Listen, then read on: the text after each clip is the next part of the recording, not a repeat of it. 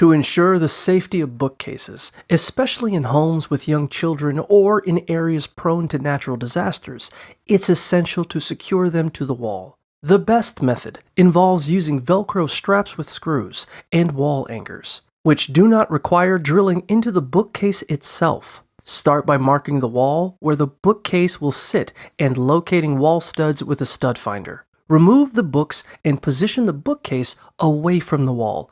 Then, attach the straps to the studs with screws. If no studs are available, use wall anchors. After securing the straps, move the bookcase back into position. Adhere the straps to its top, and use L brackets or door chain latches for added stability. Finally, make sure to follow the necessary steps carefully, ensuring everything is secured before restocking your shelves.